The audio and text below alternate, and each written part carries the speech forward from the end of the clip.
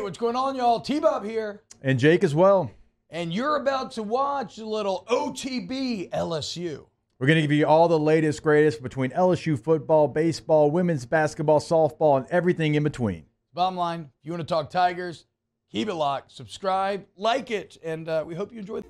All right, guys, when you're thinking about immediate impact players, obviously DJ Pickett.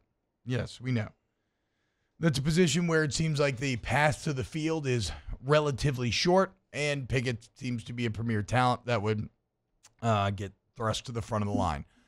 There is O-line playing time up for grab, and although I'm very interested to see what some of the guys who are on the roster currently have to say about that. After Kelly's comments, it feels like Karius Kern would be somebody that would, they think is going to factor into that mix. Jake, how do you, I'm not going to lead you anywhere. Who do you see as maybe an immediate impact player in this class? I guess it's going to depend on some of the situation as far as who comes back on the offensive line, what the shuffling of that looks like, because, I mean, you're talking about some of the interior offensive linemen there that potentially could have a path to the field. And so we'll see how that plays out, who ends up coming back. I mean, there's talk of Emory Jones coming back and maybe even coming back as a guard, but you've got some really good guards in this class. So, I mean, no one in particular, but certainly on the offensive line, it looks like you're going to have somebody that's going to be impactful. I mean, you just heard Coach Kelly there, but like how it all plays out, like is DJ Chester still going to stay at the center position? Could he slide to guard? So there's going to be some reshuffling of the offensive line. Yeah, so I mean, you think Solomon Thomas could work in if you have two vacant tackle positions? I mean, the thing is, I think you have a lot of talent to throw at the wall. You could have DJ Chester at center, maybe you have like Emory Jones at guard. I like I said, I like how Mabinga finished the year, right? With a year of getting bigger, stronger, faster, and now like having the veteran nature that comes with actually taking as many live reps as he did here at the end. Tyree Adams is going to be somebody in that mix. What's the word on Weston Davis? No, I mean another guy who's a very highly 5-star. Yeah, heralded recruit in a high school. You got to figure he would factor into a tackle competition. And then you had like Thomas, Kern. I think you'll be a bit on the younger side, but you're gonna have a lot of like high ceiling guys on that offensive line. Yeah, so it feels like somebody's going to be impactful at some position there. Like as a freshman, you might have a true freshman that starts on the offensive line. And Coach Kelly talked about it last week. I mean, you have a bulk of this class that's going to be here, early enrollees. Some are going to be, participate in bowl practice. And so that's going to help them. 16 of them, I think. Yeah, kind of get a leg up on everything else as well. Like I would have loved to have a situation where I could have gotten in some bowl practices, spring practice. I mean, I got here, I think like July 1st. Like I was even later than some of the other class and had to play right away. And so like you're trying to play catch up the entire time. It's funny. I know I come from a different era because I had zero desire or expectation to play year one.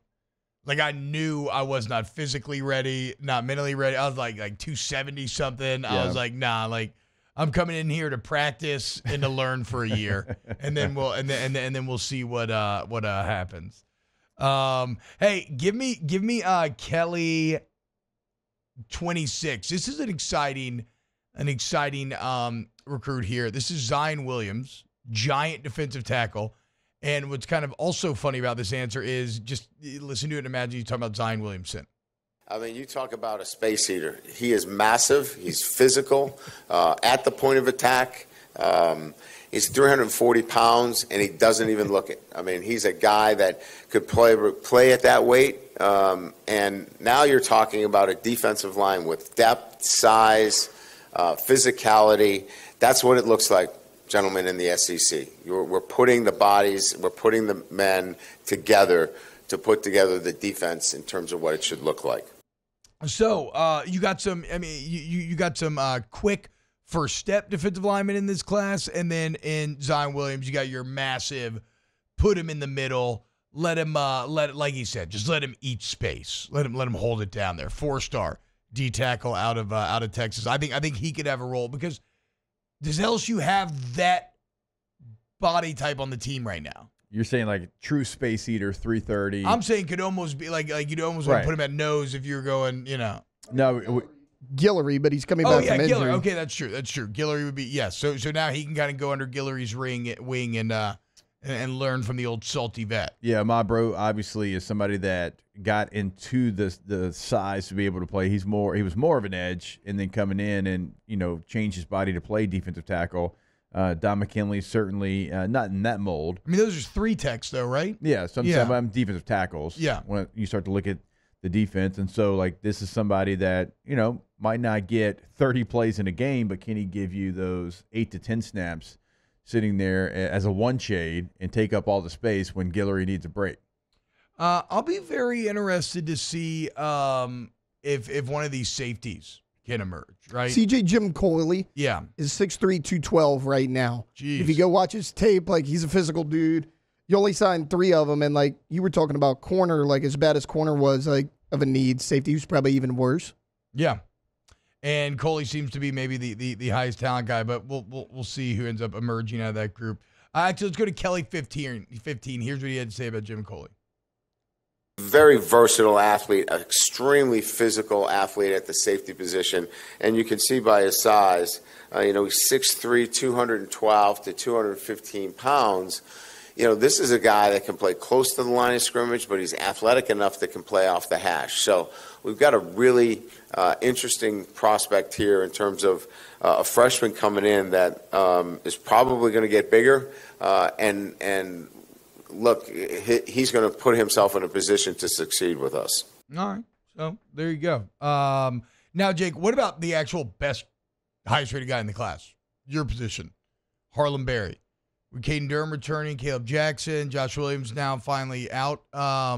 What is his path to the field look like? Well, the running back room is going to be thin, right, already. Yeah. And so when you look at Caden Durham being really the one guy coming back that played a ton, Caleb Jackson started the season playing a lot, and that fell off and became a special teams guy. So now you have to kind of watch and see what his future is going to look like. Is he potentially going to go into the transfer portal? And then Josh Williams obviously used all his eligibility up, so there's going to be a lot of playing time that's going to be available. And Caden Durham is right there. He's going to be one of the best backs potentially in the SEC. And so I think Barry and I think Lindsay, I think both those guys are going to have a great opportunity, because running back's a position that you can come in and you can play right away. Yeah. Yeah. It's always been that, but it's certainly that now. Like, you think about like what they ask these backs to do. There's not a lot of pass protection anymore. There's not a lot of scan protection, right? It's kind of like, hey, you can check the wheel. If he's not coming, you get out. The running schemes aren't that diverse, right? It's kind of inside zone, maybe some stretch zone. So I say all that to say you can come in right away. There's not going to be this huge learning curve as far as like what the plays are going to be. So you can be impactful really from day one, and they're going to need one of these guys or maybe both of them to be impactful, because again, you don't know where Caleb Jackson and how that's going to end up. Maybe he stays here, maybe he continues to get better, but if he moves on, then you're down to Caden Durham really. Yeah. And then these 2 freshmen. Yeah, these 2 freshmen. What a position group that I'm getting excited for here is linebacker. And I mean the whole roster, because you're coached by Blake Baker, who's obviously proven, over time here to be a very good developer and coach of that position group. Whit Weeks is a superstar. West Weeks is solid as hell. I could not be more excited about the emergence of Devon Keys at the end of the season. He might be the single biggest, silver lining in the bad month in the end is him becoming a real part of the team. Who's the other freshman that was getting some playing time? Yeah. Atkins, and then now you signed Charles Ross, who's like a true track speed guy. You bring in another Weeks brother. Who else am I missing? Jaden Breaker, who has a potential to be really good as well. Why do you say that on Breaker? He's just he's physically ready. I mean, he's 6'2", he's 6'3", almost 220. I mean, he's got the body to play. And if you go watch him, he played a lot of inside in Georgia in a really tough state. Yeah. So I mean, he's looked pretty good. So again, that's a position group that I think is quickly becoming a real strength for LSU. Very crowded room. There's no way all those guys are going to be here the whole time, but that's a good thing. You want a crowded room full of talent. Let the cream rise to the top. Wow, Jake, What incredible takes. I mean, those guys, they're just the best. I think so. And if you think so, again, hit the like button, subscribe, ring the bell so you get notifications when we post every single day here on OTB LSU.